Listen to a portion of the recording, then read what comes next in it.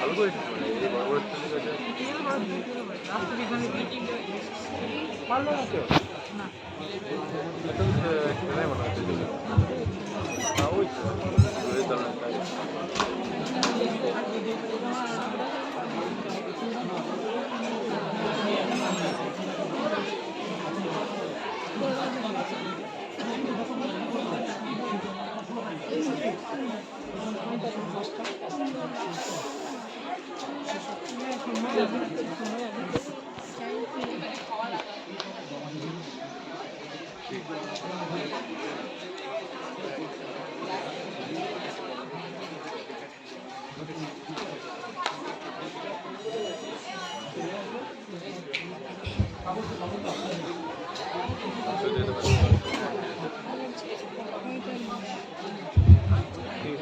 মাননীয় ভদ্র মহোদয় ও ভদ্র মহোদয়গণ, মাননীয় অধ্যক্ষ মহোদয়,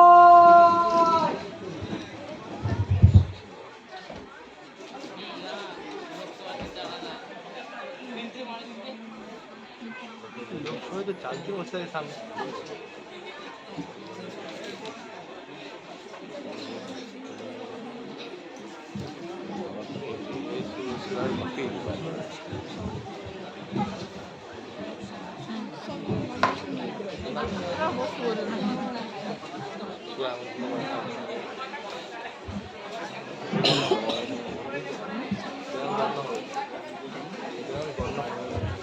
আজ 15ই সেপ্টেম্বর 2022 তারিখ বৃহস্পতিবার লোকসভার বাদল অধিবেশন শুরু করা হচ্ছে। বেসরকারি কাজ দিয়ে সভা শুরু হচ্ছে। এই সভায় আপনাদের উভয় পক্ষের সহযোগিতা আশা করছি। ধন্যবাদ।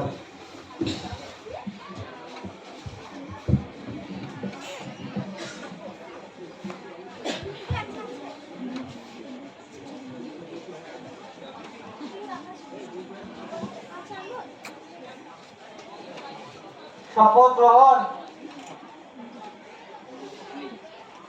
28 নম্বর রায়পুর লোকসভা কেন্দ্র থেকে উপনির্বাচনের জয়ী মিস্টার মহাদেব টুডু।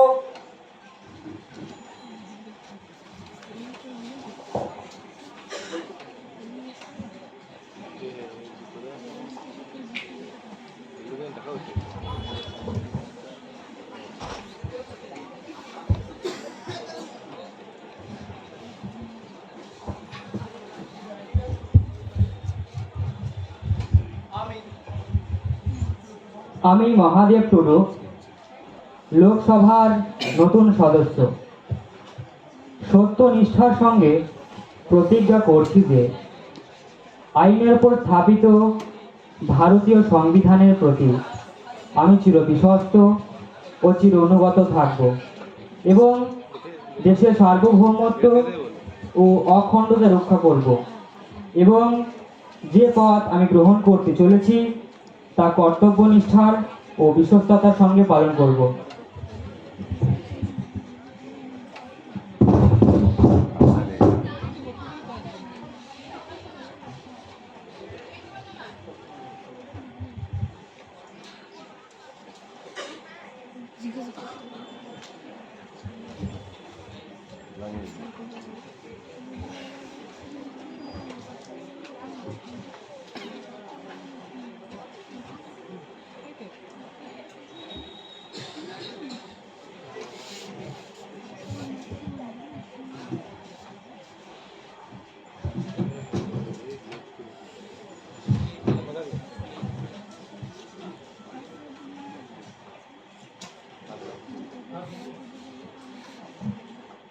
শোক জ্ঞাপন।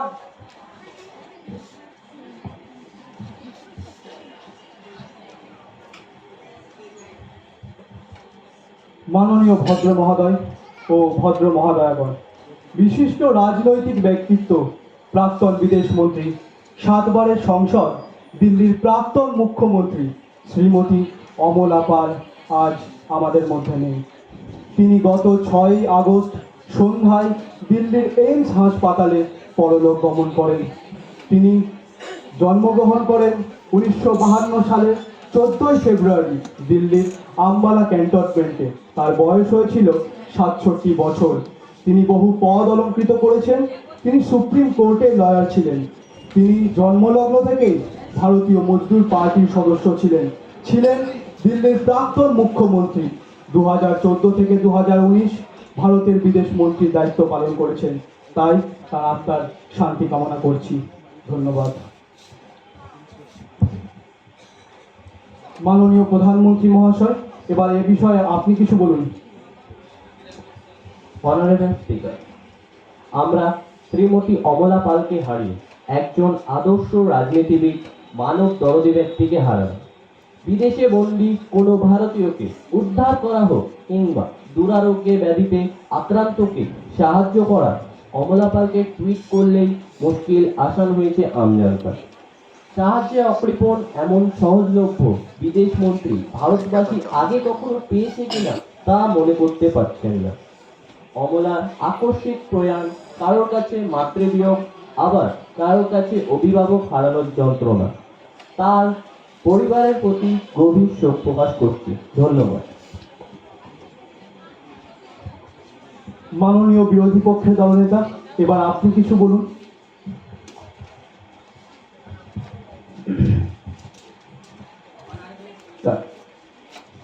স্পিকার শ্রীমতী কমলা পাল, আমাদের বিদেশ মন্ত্রী, তথ্য সম্প্রচার মন্ত্রী, স্বাস্থ্যমন্ত্রী, দিল্লির প্রাক্তন মুখ্যমন্ত্রী, লোকসভার বিরোধী দলের প্রাক্তন নেত্রী, 40 বছরের রাজনৈতিক জীবন। সবাই চিনত অমলাজি বলে।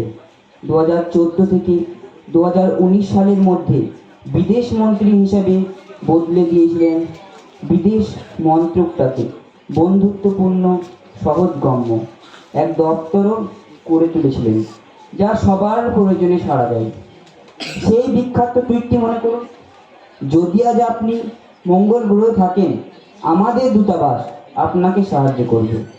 বিদেশ মন্ত্রী হিসাবে অমলাজি নিজের জন্য সুপারমম ভাবমূর্তি বা টুইটার ইন চিফ ভূমিকা তৈরি করেছিলেন। হিন্দি, সংস্কৃত, ইংরেজি, উর্দু 4টি ভাষাতেই স্বচ্ছন্দ ছিলেন। সংসদের ভিতরে বাইরে নিজের বক্তব্য স্পষ্ট করে বলতে পারতেন তিনি, কারোর প্রতি রূঢ় না হয়ে। তাকে হারানো আমাদের কাছে মাতৃবিয়োগ। তার আত্মার শান্তি কামনা করি।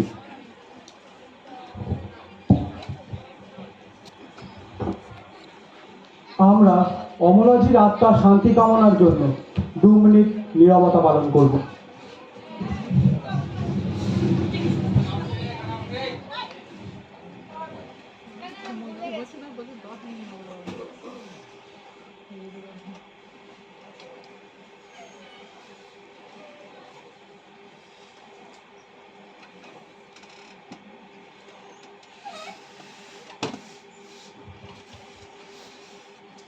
ধন্যবাদ।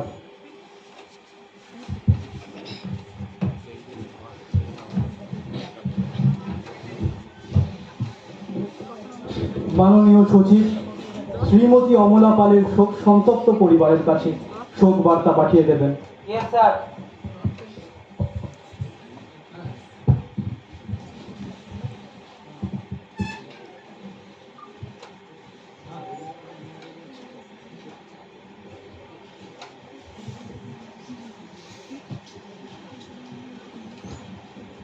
প্রশ্নোত্তর পর্ব।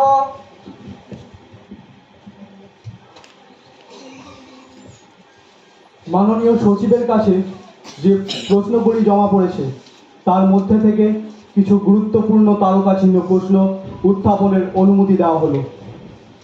প্রশ্ন সংখ্যা 3, মিস্টার সমীরণ কিস্কু। অনারেবল স্পিকার, বিদেশ দপ্তরের ভারপ্রাপ্ত মন্ত্রী মহোদয় অনুগ্রহপূর্বক জানাবেন কি আমার প্রশ্নগুলি হলো: ক, দেশের কিছু ব্যক্তির স্পর্শকাতর বিষয়ে মন্তব্য করার ফলে বিদেশে ভারতে কিছু বন্ধু দেশে বিরূপ প্রভাব পড়েছে। এই ব্যক্তিরা সরকারি দলের প্রভাবশালী নেতা নেত্রী। সরকার এই বিষয়ে কি পদক্ষেপ নিয়েছে? খ, যে সমস্ত দেশগুলি, বিশেষ করে ভারতের কিছু প্রতিবেশী দেশগুলি ভারতের পণ্য বয়কট ব্যবস্থা নেওয়ার হুমকি দিয়েছে। এই সমস্ত মন্তব্যগুলো অবাঞ্ছনীয় ঘটনা বন্ধের বিষয়ে সরকার কি ব্যবস্থা নিয়েছে? আমার প্রশ্ন গ, যে সমস্ত আভ্যন্তরীণ ক্ষেত্রে দেশের বহু স্থানে হিংসাত্মক ঘটনা ঘটতে শুরু করেছে, এই বিষয়ে সরকার কি ব্যবস্থা নিয়েছে? মাননীয় বিদেশ মন্ত্রী মহাশয়, অনারেবল স্পিকার, মাননীয় বিরোধী দলের সদস্যের কপসূত্রে জানায় এ বিষয়ে সরকার দৃঢ় পদক্ষেপ নিয়েছে। যিনি বা যারা এই ধরনের মন্তব্য করেছেন তাদের দল থেকে সাসপেন্ড করা হয়েছে। খবর সূত্রে বলি, হ্যাঁ, কিছু দেশ আমাদেরকে ভুল বুঝেছিল, কিন্তু আমরা বিদেশ দপ্তরের মাধ্যমে তাদের বোঝাতে সক্ষম হয়েছি যে সরকার ওই বক্তব্যকে সমর্থন করে না। ওই বক্তব্যের সঙ্গে ভারত সরকারের কোনো সম্পর্ক নেই। তাছাড়াও প্রধানমন্ত্রী বিষয়টাকে গুরুত্ব দিয়ে ওই সমস্ত রাষ্ট্রপ্রধানের সঙ্গে কথা বলে ভারতের ভাবমূর্তি অক্ষুণ্ণ রেখেছেন। তাই বিরোধী দলের সদস্য তথা সংসদকে আশ্বস্ত করে বলি, এ বিষয়ে সরকার সমস্ত ধরনের পদক্ষেপ নিয়েছে। গবেষণাতে বলি, দু একটি হিংসাত্মক ঘটনা ঘটেছে, কিন্তু তৎক্ষণাৎ যাতে হিংসা না বাড়তে পারে সে বিষয়ে সরকার ব্যবস্থা নিয়েছে। এখানে একটা কথা বলতে বাধ্য হচ্ছি, বিরোধীরা অকারণে বিষয়টাকে ফুলিয়ে ফাঁপিয়ে দেখানোর চেষ্টা করছে এবং নিজেদের অস্তিত্ব টিকিয়ে রাখার জন্য প্রচারে থাকার চেষ্টা করছে। ধন্যবাদ। মাননীয় অধ্যক্ষ মহাশয়, আমার একটি অতিরিক্ত প্রশ্ন ছিল। আপনাকে অনুমতি দেওয়া হলো, আপনি প্রশ্ন করুন। অনারেবল স্পিকার, বিদেশ মন্ত্রী বিরোধীদের উপরে দোষ চাপিয়ে নিজেদের দায়িত্ব এড়াতে চাইছেন। তিনি ক প্রশ্নের উত্তরে বললেন দল থেকে সাসপেন্ড করা হয়েছে। এটা তো দলের আভ্যন্তরীণ বিষয়। সরকার এ বিষয়ে কি পদক্ষেপ নিয়েছে? মাননীয় বিদেশ মন্ত্রী মহাশয়, অনারেবল স্পিকার, মাননীয় বিরোধী দলের সদস্যের অতিরিক্ত প্রশ্ন উত্তরে জানায়, একধারে দলীয়ভাবে ব্যবস্থা নেওয়া হয়েছে, অপরদিকে আইনের সাহায্যে ব্যবস্থা গ্রহণের পদক্ষেপ নিয়েছে। সকলের অবগতির জন্য জানায়, তাদের বিরুদ্ধে যে সমস্ত এফআইআর হয়েছে সেগুলি তদন্ত করে শাস্তির ব্যবস্থা করা হবে। প্রশ্ন সংখ্যা 9, মিস্টার সৌমিক মণ্ডল। অনারেবল স্পিকার, অনারেবল স্পিকার, স্বরাষ্ট্র দপ্তরে ভারপ্রাপ্ত মন্ত্রী মহোদয় অনুজ্ঞাপূর্বক জানাবেন কি?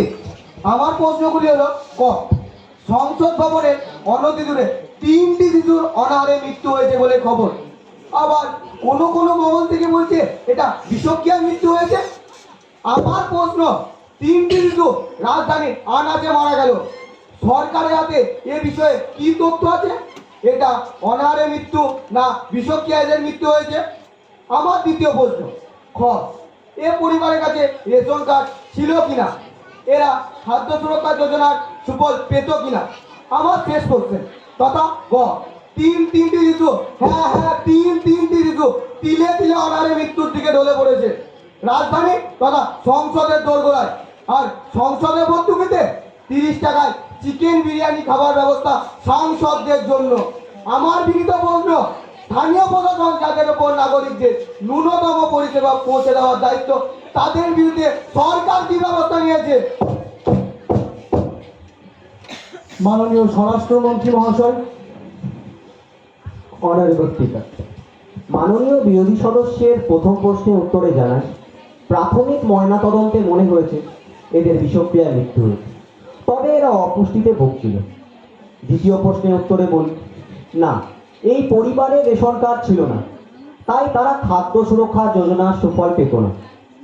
এই পরিবারটি সম্প্রতি দিল্লিতে এসেছিল অন্য রাজ্য থেকে। বিরোধী সদস্যের তৃতীয় প্রশ্নের উত্তরে বলি, সরকার ফরেন্সিক রিপোর্টের অপেক্ষায় আছে। ফরেন্সিক রিপোর্ট হাতে পেলে মৃত্যুর আসল কারণটা জানা যাবে। আর যাদের ওপর পরিষেবা পৌঁছে দেওয়ার দায়িত্ব, তাদের গাফিলতি প্রমাণিত হলে শাস্তির ব্যবস্থা করা হবে। মাননীয় অধ্যক্ষ মহাশয়, এ ব্যাপারে আমার একটি অতিরিক্ত প্রশ্ন ছিল। আপনার প্রশ্ন গৃহীত হলো, প্রশ্ন করুন। মাননীয় অধ্যক্ষ মহাশয়, মাননীয় মন্ত্রীর কাছে আমার প্রশ্ন, যে দেশে অনাহারে শিশুর মৃত্যু ঘটে সে দেশে সংসদ ক্যান্টিনে জনগণের করের টাকায় ভর্তুকিতে খাবার পায়। আমরা জেনেছি চিকেন বিরিয়ানি 30 টাকায় সংসদ ক্যান্টিনে দেওয়া হয়, এতে সরকার কত টাকা ভর্তুকি দেয়? মাননীয় মন্ত্রী মহাশয়।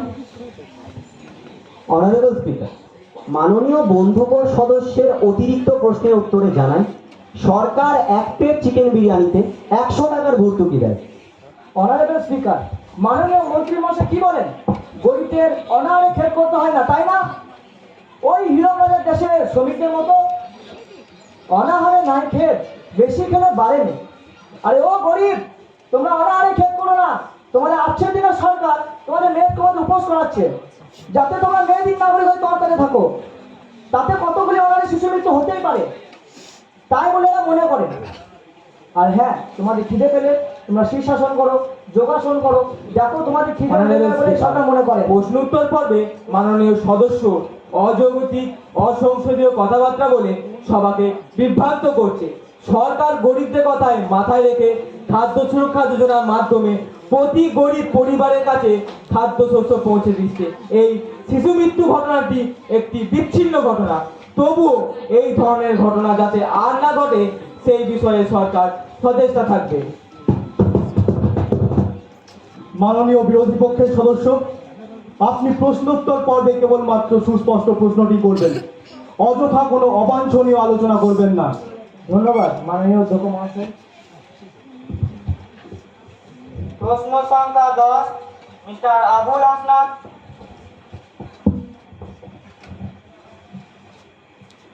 অনারেবল স্পিকার, পূর্ত বিভাগের ভারপ্রাপ্ত মন্ত্রী মহোদয় অনুগ্রহপূর্বক জানাবেন কি? আমার প্রশ্নগুলি হলো ক, নয়দার কাছে জাতীয় সড়কে ওড়াল পুল ভাঙায় কতজন মানুষের প্রাণহানি হয়েছে? এদের ক্ষতিপূরণের কি ব্যবস্থা হয়েছে? খ, এই ওড়াল পুল বানানোর সংস্থা নর্থ ইস্টার্ন কনস্ট্রাকশন আগে কোনো কালো তালিকায় ছিল কিনা, থাকলে কোন সালে? শেষ প্রশ্ন তথা গ, টেন্ডারে আর কোন কোন নির্মাণ সংস্থা যোগদান করেছে? কোন যোগ্যতার ভিত্তিতে নর্থ ইস্টার্ন কনস্ট্রাকশন সংস্থাটি কাজের দায়িত্ব পেয়েছে? মাননীয় পূর্ত বিভাগের ভারপ্রাপ্ত মন্ত্রী মহাশয়। অনারেবল স্পিকার, মাননীয় সদস্যের প্রথম প্রশ্নের উত্তরে বলি, হ্যাঁ, 65 জন মানুষের মৃত্যু ঘটেছে ও 108 জন মানুষ আহত হয়েছে।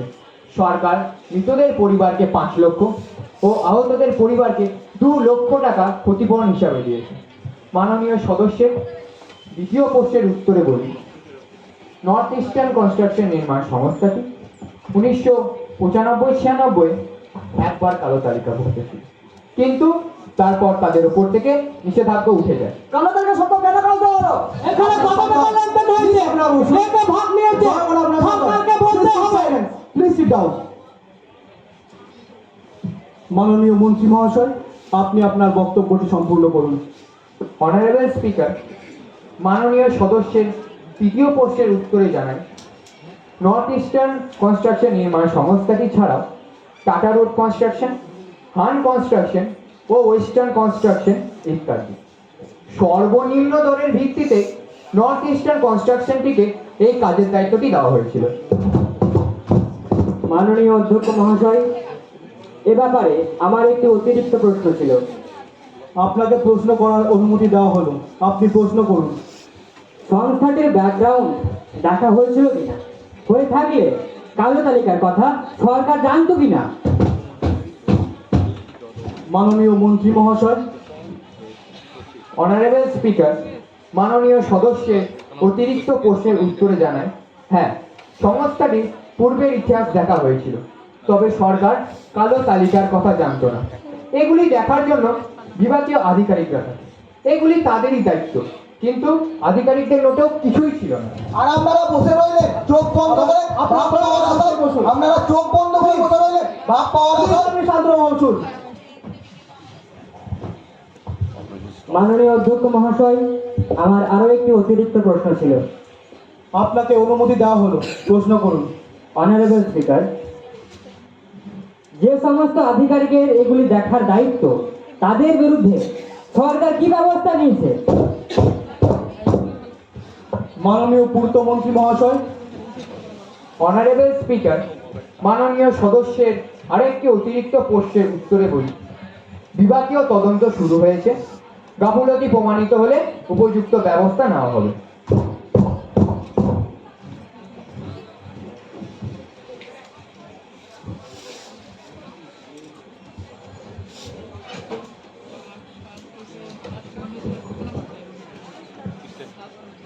মুলতবি প্রস্তাব।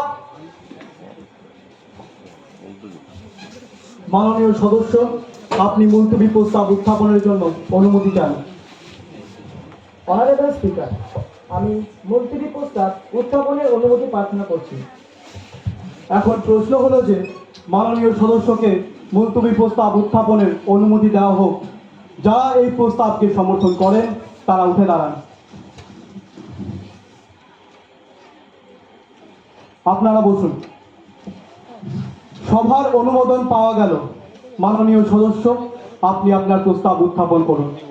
অনারেবল স্পিকার, দিল্লি নিজামুদ্দিন স্টেশনের কাছে মুখোমুখি রেল দুর্ঘটনায় 201 জন মানুষের মৃত্যুর জন্য ভারপ্রাপ্ত মন্ত্রীর বিবৃতি ও পদত্যাগ দাবি করছি। স্বয়ংক্রিয় আধুনিক সিগন্যালিং ব্যবস্থা চালু করতে গিয়ে দেখা যাচ্ছে প্রায়ই দুর্ঘটনা ঘটছে। এই দুর্ঘটনার পেছনে অযোগ্য সংস্থাকে টেন্ডার দেওয়া, সুরক্ষার বিষয়ে নজর না দেওয়া কাজ করেছে বলে প্রশ্ন উঠেছে। রেল লাইনের জীর্ণদশা, কোচগুলি উন্নত বেডের ব্যবস্থা না থাকা, ফলে ব্রেক কষেও কাজ হয়নি। আরে যে মন্ত্রী সাধারণ মানুষের প্রাণ রক্ষা করতে পারে না, দপ্তর দুর্নীতি বন্ধ করতে পারে না, তারা এই পদে দেওয়ার কোনো অধিকার নেই। অনারেবল স্পিকার, এই নিয়ে কিছু বলার অনুমোদন প্রার্থনা করছি। আপনাকে অনুমতি দেওয়া হলো, আপনি বলুন। এতগুলো লোক মানে আবার কি বলবেন আপনারা? আপনি শান্ত হন। এতগুলো লোক Please, আপনি শান্ত কি হন। বলবেন? এতগুলো আপনি শান্ত কি হন। বলবেন? Please, আপনি শান্ত হন। কি বলবেন? Please sit down. Mister Soumik Mondal, আপনি তো সভার অভিজ্ঞ সদস্য। আপনার কাছে অন্তত সভার মর্যাদা আশা করি। দুঃখিত মাননীয় অধ্যক্ষ মহাশয়।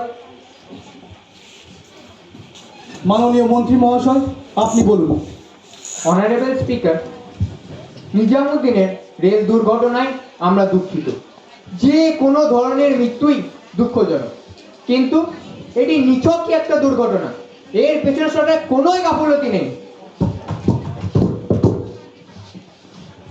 মাননীয় বিরোধী পক্ষের সদস্য। অনারেবল স্পিকার, রেল দুর্ঘটনার পর পুলিশ ও দমকল আসতে 1 ঘন্টা সময় নিয়েছিল। ওই সময় স্থানীয় লোকেরা উদ্ধার কাজ চালায়। আর দিল্লির মতো রাজধানী যদি এই অবস্থা হয়, তাহলে দেশের অন্য অংশ অবস্থা কি দাঁড়াবে? এটা নিছকই প্রশাসনের একটা ঢিলের উদাহরণ। এই সরকার অপদার্থ, এতগুলি পানি দায়িত্ব সরকারকে নিতেই হবে। মাননীয় মন্ত্রী মহোদয়। অনারেবল স্পিকার, নিজামুদ্দিনের রেল দুর্ঘটনায় আমরা দুঃখিত। রেল সেফটি অফিসারের নেতৃত্বে 3 সদস্যের এক কমিটি গঠন করা হয়েছে। রিপোর্ট বের হলে এর সত্যতা প্রকাশ পাবে। তাছাড়াও সরকার রেল সেফটি অফিসারের নেতৃত্বে যে 3 সদস্যের কমিটি বার করা হয়েছে তাদের ওপর দায়িত্ব আছে, এবং তারা রিপোর্ট বের হলে তাদের পাবে। তাছাড়াও সরকার মৃতদের পরিবারকে 5 লক্ষ ও আহতদের পরিবারকে 2 লক্ষ টাকা ক্ষতিপূরণ হিসেবে দিয়েছে। মাননীয় বিরোধী পক্ষের দলনেতা। মাননীয় অধ্যক্ষ মহাশয়, মাননীয় মন্ত্রী বললেন 3 সদস্য কমিটির কথা। আমাদের অভিজ্ঞতা, এই সরকার যতবারই এই ধরনের কমিটি গঠন করেছে তা থেকে কোনো সত্য উদ্ঘাটন হয়নি। আর হ্যাঁ, এই কমিটি রিপোর্ট বের হতে হতে নিশ্চয় না হয় সমস্ত ঘটনা চাপা পড়ে যাবে। মন্ত্রী মহাশয় আর্থিক ক্ষতিপূরণের কথা বললেন। মন্ত্রী মহাশয় অর্থ দিয়ে প্রাণ কিনতে চান। আমরা দাবি করি মৃত ব্যক্তিদের পরিবারে 1 জন করে চাকরি দেওয়া হোক, কেননা এর দায় এই সরকারকে নিতেই হবে। আমরা রেলমন্ত্রী পদত্যাগ দাবি করছি।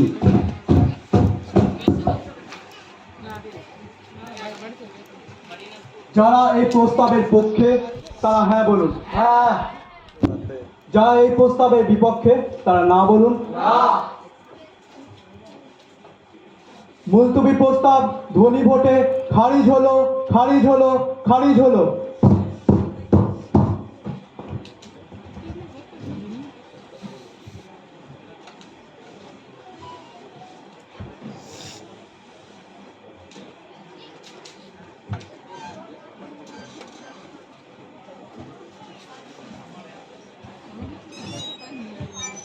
সভা টেবিলে প্রতিবেদন উপস্থাপন।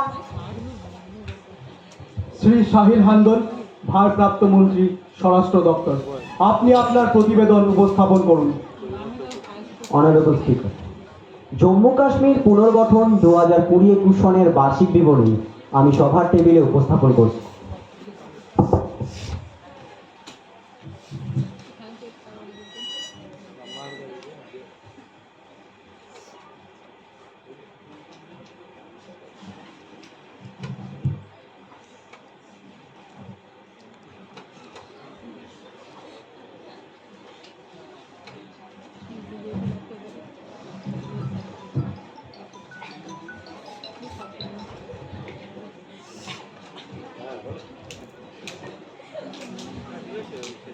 জিরোর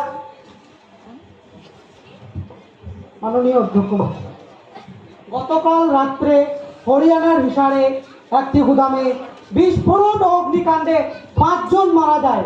খবরে প্রকাশ, এই ঘটনায় সন্ত্রাসবাদীরা জড়িত। তারা এই গুদামে আশ্রয় নিয়ে বোমা তৈরি করছিল। তাদের উদ্দেশ্য ছিল দেশে বড় ধরনের সন্ত্রাসমূলক আক্রমণ চালানো। এই ব্যাপারে আমি 0 আওয়ারে আলোচনা চাই। মাননীয় অধ্যক্ষ মহাশয়, এটা একটি স্থানীয় দুষ্কৃতীদের কাজ। এটা এমন কিছু গুরুত্বপূর্ণ ঘটনা নয় যা 0 আওয়ারে আলোচনা হতে পারে। এতগুলো লোকের মৃত্যু একটা গুরুত্বপূর্ণ ঘটনা নয়। আপনারা আমরা উদ্বিগ্ন। আপনি বসুন। আপনাদের উদ্বেগকে আমি শ্রদ্ধা জানাই, তবে এটা অন্য প্রকরণে আলোচনা করা যেতে পারে, কিন্তু এটাকে 0 আওয়ারে আলোচনার অনুমতি দেওয়া যায় না। মাননীয় অধ্যক্ষ মহাশয়, মাননীয় সরকার পক্ষের সদস্য নীলাঞ্জন হালদার সভা চলাকালীন মোবাইল ব্যবহার করেছেন। এ ব্যাপারে আপনার দৃষ্টি আকর্ষণ করছি। মাননীয় সরকারি পক্ষের সদস্য শ্রী নীলাঞ্জন হালদার, আপনি ভবিষ্যতে এই ধরনের সভার অমর্যাদাকর কাজ আর করবেন না। মাননীয় অধ্যক্ষ মহাশয়, আমি দুঃখিত। এই ব্যাপারে ভবিষ্যতে সতর্ক থাকব। ধন্যবাদ।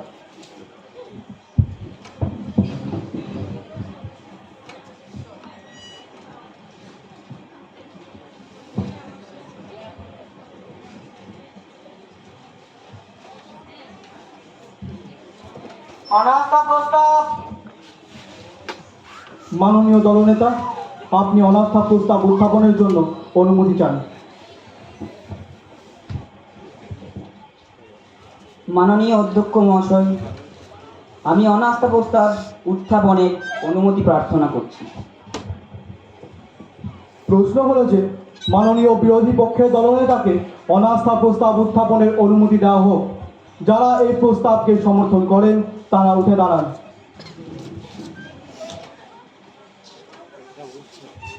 আপনারা বসুন। প্রস্তাব গৃহীত হলো। মাননীয় দলনেতা, আপনি আপনার প্রস্তাব উত্থাপন করুন। অনারেবল স্পিকার, এই সভা মন্ত্রিমণ্ডলীর উপর আস্থার অভাব প্রকাশ করছে। এই সরকার বিদেশ নীতির ক্ষেত্রে একেবারে ব্যর্থ। আন্তর্জাতিক ক্ষেত্রে ভারতের যে ভাবমূর্তি, তাকে বৃদ্ধি তো দূরের কথা, তাকে রক্ষা করতে সরকার ব্যর্থ। তাছাড়া প্রতিবেশী শত্রু দেশ যেভাবে জঙ্গি কার্যকলাপ বাড়িয়ে তুলেছে, তাকে আন্তর্জাতিক মঞ্চে তুলে ধরতে ব্যর্থ। উত্তর পশ্চিম সীমান্তে উড়ি, বারমুলা, বার্মের পাম্পড়ে একের পর এক জঙ্গি হামলা। সরকার শুধু তদন্ত আর অভিযোগ জানিয়ে ক্লান্ত হয়েছে। এই সরকারের কাছে না আছে গোয়েন্দা তথ্য, না আছে প্রতিরোধের চিন্তা ভাবনা। ভারতের গোয়েন্দা সংস্থা র ছিল বিখ্যাত গোয়েন্দা সংস্থা সিআইএ সমকক্ষ। আজ এই সরকারের হাতে এসে রয়ের অস্তিত্ব সংকট। অপরদিকে আইএসআই তার সম্পূর্ণ শক্তি দিয়ে ভারতের খুঁটিনাটি তথ্য পাচ্ছে। আর এই সরকার শুধু তার হাত গুটিয়ে বসে রয়েছে। মাননীয় মন্ত্রী মহোদয়, অনারেবল স্পিকার, মাননীয় সদস্যের উদ্দেশ্যে একটি কথা স্মরণ করে দিতে চাই যে আপনারা আমার সরকারের বিরুদ্ধে যতই সমালোচনা করুন তাতে আমার আপত্তি নেই, কিন্তু সমালোচনা করতে গিয়ে শত্রু রাষ্ট্রের হাতে অস্ত্র তুলে দেবেন না। ভারত সব সময় সন্ত্রাসবাদের বিরুদ্ধে কঠোর অবস্থান নিয়েছে, এখনো নিয়েছে। এই নিয়ে আপনারা রাজনীতি না করে সেনাকে উৎসাহিত করুন, তবেই আপনাদের দেশভক্তি দেখানো হবে। না হলে আপনারা ভারতবাসীর কাছে দেশভক্তির পরীক্ষায় ফেল করবেন। দেশভক্তি আমাদের শেখাতে হবে না, আপনারা ভণ্ড প্রতারক, দেশের কথা শুনে কারবার করবেন না। দেশভক্তির কথা আপনাদের মুখে মানায় না। Please sit down.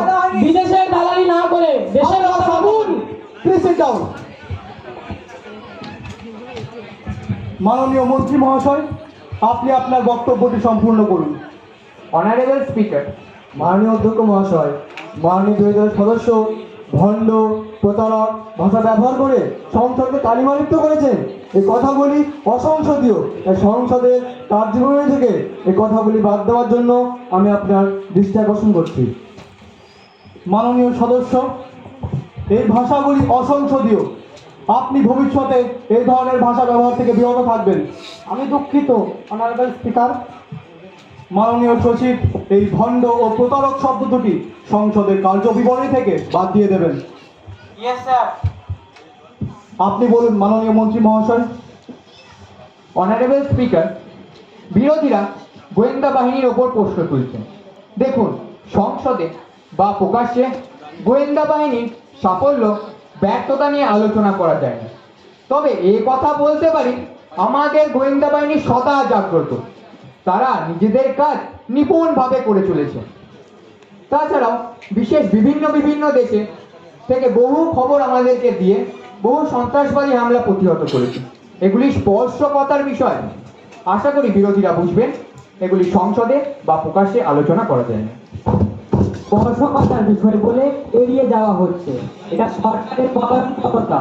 সরকার তার দায়িত্ব এড়াতে চাইছে। আমাদের জবাব চাই, জবাব চাই, জবাব চাই।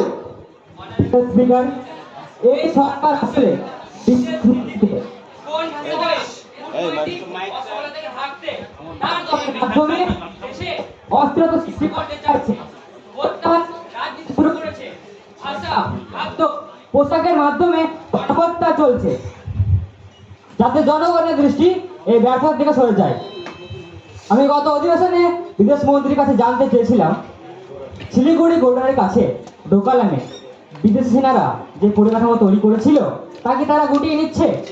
এর জবাব সরাসরি এড়িয়ে বিদেশ মন্ত্রী বলেন, পরিণত কূটনীতির মাধ্যমে ডোকলাম সংকট কাটিয়ে ওঠা গেছে। বিদেশ মন্ত্রী প্রশ্ন এড়িয়ে যাচ্ছেন, সংসদকে অন্ধকারে রাখছেন, আর বিদেশ মন্ত্রীর পরিণত কূটনীতি মন্তব্য, এটা পরিষ্কার ভাষার দ্বারা ব্যর্থতা ঢাকার ব্যর্থ প্রয়াস। মাননীয় প্রধানমন্ত্রী মহাশয়। অনারেবল স্পিকার, সরকার দেশবাসীর নিরাপত্তার প্রতি দায়বদ্ধ। তাই বলে যুদ্ধের মতো চরম পথে গিয়ে দেশের অগ্রগতিকে প্রতিহত করতে চায় না। আন্তর্জাতিক ক্ষেত্রে প্রতিপক্ষকে কোন ঠাসা করায় সরকারের কূটনৈতিক লক্ষণ, যেটা বিদেশ মন্ত্রক সুচারুরূপে করে চলেছে। তবে কোন শত্রু রাষ্ট্র যদি ভাবে এটা আমাদের দুর্বলতা, তবে তারা ভুল করবে। প্রয়োজনে আমরা যোগ্য জবাব দিতে প্রস্তুত। মাননীয় বিরোধী পক্ষের সদস্য মিস্টার শেখ আবির। অনারেবল স্পিকার, এই সরকার যেসব প্রতিশ্রুতি দিয়ে ক্ষমতা এসেছিল সেগুলি ভুলে চমকের রাজনীতি করছে। এখন এনআরসি নিয়ে প্রচার করে বিভাজনের রাজনীতি করে পুনরায় ক্ষমতায় আসতে চাইছে। এই সরকার অনুপ্রবেশকারীকে তাড়াতে চায় না, চাই শুধু প্রচার। আমি লোকসভা থেকে যে তথ্য পেয়েছি সেটি সংসদ দেখলে বুঝতে পারবে সরকারের বিভাজনের রাজনীতি হলো আসল উদ্দেশ্য। লোকসভা তথ্য হলো 2004 সাল থেকে 2013 সাল, এই 10 বছর পূর্ববর্তমান সরকার অনুপ্রবেশকারীদের চিহ্নিত করে ফের পাঠিয়েছে 80,000 জনকে। আর এই সরকার তার 4 বছরের কার্যকালে ফের পাঠিয়েছে মাত্র 1800 জনকে। এর থেকে প্রমাণিত এই সরকার শুধু প্রচার করে বিভাজনের রাজনীতি করছে। সরকার ক্যাশলেস ব্যবস্থা বলেছে, তবে কি ডিজিটাল ইন্ডিয়ার সঙ্গে প্লাস্টিক মানি? এদিকে এটিএম এর ফলে মানুষ সর্বশান্ত হচ্ছে, ব্যাংকে মানুষের টাকা সুরক্ষিত নয়, কৃষকের আত্মহত্যা দিন দিন বেড়েই চলেছে। আর প্রধানমন্ত্রী তো বিদেশ সফরে ব্যস্ত, মুখে কোনো কথা বলেন না, কিন্তু মনের কথা বলেন, তবে কারণ মনের কথা শোনেন না। এই সরকার এক মুহূর্তে ক্ষমতার অধিকার নেই। আমি অবিলম্বে প্রধানমন্ত্রীর পদত্যাগ করছি। মাননীয় মন্ত্রী মহাশয়। মাননীয় অধ্যক্ষ মহাশয়, এই সরকার একটি স্থায়ী সুশাসন দিয়েছে, যা বিরোধীদের উষ্মার বিষয় হয়েছে। চাষির অবস্থার উন্নতি লক্ষ্যে ফসলের সহায়ক মূল্য খরচের দ্বিগুণ করা হয়েছে। জিএসটি এক কর নীতির ফলে ব্যবসায়ীদের সুবিধা হয়েছে, সরকারের আয় বেড়েছে, ফলে জনকল্যাণমূলক কাজে সরকার বেশি করে অর্থমন্ত্রী করতে পারছে। ধন্যবাদ। মাননীয় বিরোধী পক্ষের সদস্য মিস্টার সৌমিক মণ্ডল। অনারেবল স্পিকার, এই সরকার যে স্বপ্ন দেখে ক্ষমতা এসেছে, ক্ষমতায় আসার পর এ সরকার গরিবদের কথা ভুলেই গেছে। এ সরকার এখন সুট বুটের সরকার। অনাহার অপুষ্টির দেশের রাজা এখন 10 লাঠির কোট পরে সরকারি প্রকল্পে অ্যাকাউন্ট খোলা হলো গরিবদের সুবিধার জন্য। সুবিধা কি হলো? ব্যাংকের অ্যাকাউন্টগুলি থেকে ব্যালেন্স কমের জন্য কোটি কোটি টাকা জরিমানা আদায় করলো। অপরদিকে রাঘব বোয়াল প্রতারকরা ব্যাংকের হাজার হাজার কোটি টাকা হাতিয়ে পালাচ্ছে। আরে সরকারের ভেতরে লোকেরা পালাতে সাহায্য করছে। সরকারের মন্ত্র সৎ মানুষের টাকা হাতিয়ে নেওয়া। সরকার কোনো কাজ না করে প্রচারে প্রতিষ্ঠায় পরিণত হয়েছে। আর প্রধানমন্ত্রী এখন প্রচার মন্ত্রীতে পরিণত হয়েছে। সরকারের আর এক মুহূর্ত ক্ষমতা থাকা অধিকার নেই। আমি অবিলম্বে সরকারের পদত্যাগ দাবি করছি।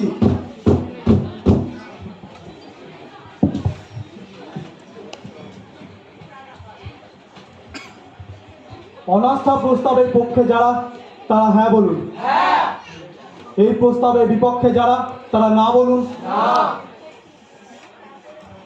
অনাস্থা প্রস্তাব ধ্বনি ভোটে বাতিল হলো, বাতিল হলো, বাতিল হলো।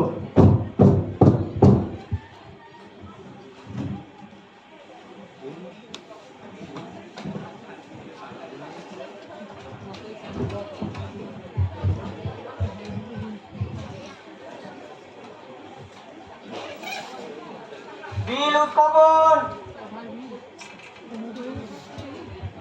মাননীয় আইনমন্ত্রী মহাশয়, আপনি বিল উত্থাপনের জন্য অনুমতি চান। অনারেবল স্পিকার, আমি নির্বাচনী সংস্কার বিল 2022 উত্থাপন করার জন্য অনুমতি প্রার্থনা করছি। এখন প্রশ্ন হলো যে মাননীয় আইনমন্ত্রী মহাশয়কে নির্বাচনী সংস্কার বিল 2022 উত্থাপনের অনুমতি দেওয়া হোক। যারা এই প্রস্তাবকে সমর্থন করেন তারা উঠে দাঁড়ান।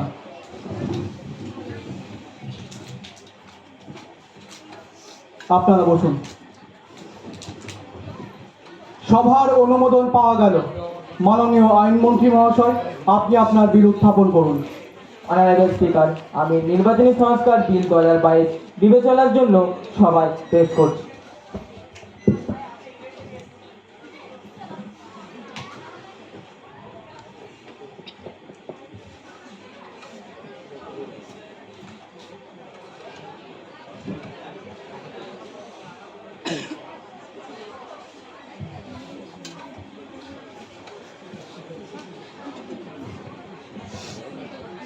অনারেবল স্পিকার, মাননীয় অধ্যক্ষ মহাশয়, এই বিলটি অত্যন্ত গুরুত্বপূর্ণ বিষয় সম্বন্ধে।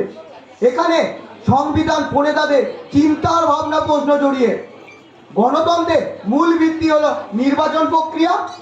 বহু আলোচনা প্রয়োজন, জনমত যাচাই করা দরকার।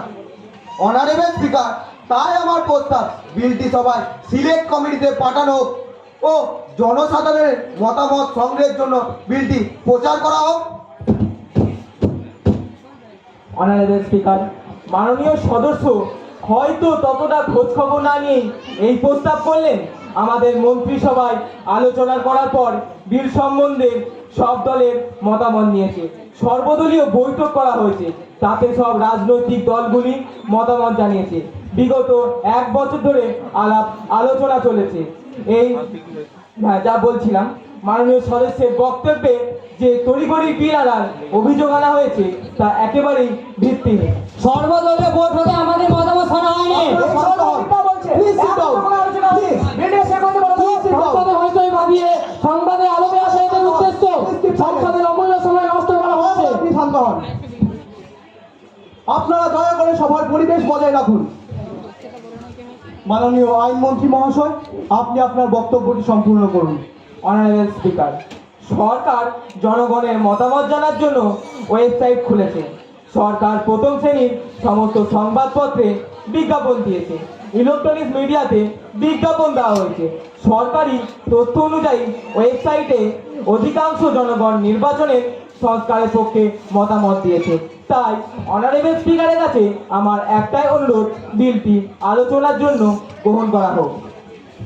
सरकार ने विषय पे अलग नहीं लेता वेबसाइट भारत को खुला करा वेबसाइट पे तीनों हर मत काम करा ये विषय पे सरकार अलग नहीं लेता অনারেবল স্পিকার সরকার মিথ্যা তথ্য দিচ্ছে ওয়েবসাইট মাত্র 2 মাস খোলা হয়েছে আপনি বলুন। সরকার এই বিষয়ে মিথ্যা বলছে ওয়েবসাইটে শত সংখ্যক লোক বিলের পক্ষে মত দিয়েছে এই বিষয়ে সরকার মিথ্যা বলছে আমার জনগণের দাবি তুলছি প্লিজ সিট ডাউন।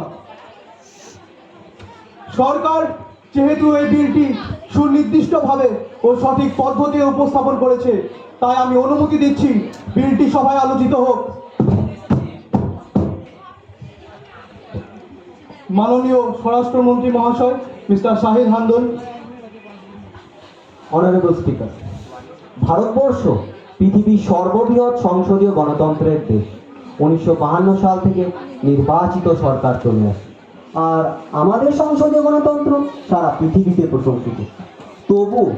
তবুও নির্বাচনী প্রক্রিয়াকে আরো মজবুত ও নিখুঁত করতে এই বিল আনা হয়েছে। এই বিলে নির্বাচন প্রক্রিয়া কালো টাকার যোগান বন্ধের ব্যবস্থা নেওয়া হয়েছে। এই বিল অনুযায়ী প্রত্যেকটি প্রার্থী তার নির্বাচনের খরচের জন্য সরকারি অনুদান সমহারে পাবে। নির্বাচনের খরচের জন্য ব্যক্তিগত কোনো অর্থ ব্যবহার করা যাবে না। ফলে আর্থিকভাবে দুর্বল কোনো প্রার্থী প্রতিদ্বন্দ্বী প্রার্থীর সমতুল্য প্রচার করতে পারবে। রাজনৈতিক দলগুলিও আলাদাভাবে কোনো রকম খরচ করতে পারবে না। ফলে নির্দল প্রার্থীও সমানভাবে প্রচার করতে পারবে। মাননীয় বিরোধী পক্ষের সম্মানীয় সদস্য mister Mahadev Tudu. Honourable speaker, নির্বাচনী প্রচারের খরচ যদি সরকার দেয় তাহলে তো সবাই প্রার্থী হতে চাইবে এবং দেখা যাবে এতে সরকারি টাকার অপচয় হবে। ব্যালটে প্রার্থীর সংখ্যা এত বাড়বে যে ব্যালট পেপার ছাপানোই মুশকিল হয়ে পড়বে। মাননীয় সরকারি পক্ষের সদস্য মিস্টার সেমির শেখ। অনারেবল স্পিকার, আর্থিক অপচয় রোধের ব্যাপারে বিলের 18 ধারায় ব্যবস্থার কথা বলা হয়েছে। প্রার্থীকে যে টাকা দেওয়া হবে সেই টাকা সে নিজে খরচ করতে পারবে না, ডিএম এর মাধ্যমে এই টাকা খরচ হবে। প্রার্থী হতে গেলে তাকে কতগুলি সুনির্দিষ্ট ক্রাইটেরিয়া পূরণ করতে হবে, তাতে প্রার্থীর সংখ্যা বৃদ্ধির কোনো আশঙ্কা থাকবে না। মাননীয় সরকারি পক্ষের সদস্য মিস্টার সৌমিক মণ্ডল। অনারেবল স্পিকার বিলের 20 ধারায় লোকসভা ও বিধানসভার নির্বাচন একসঙ্গে করার কথা বলা হয়েছে, কিন্তু কিভাবে সেটা রূপায়িত হবে তা সুনির্দিষ্ট কোনো পদ্ধতিই বলা নেই। লোকসভার সঙ্গে রাজ্যগুলি নির্বাচন করতে গেলে যে রাজ্যগুলি মেয়াদপূর্ণ হয়নি তাদের সরকার ভেঙে দেওয়া সংবিধানের বিরোধী। এটা কিভাবে সম্ভব?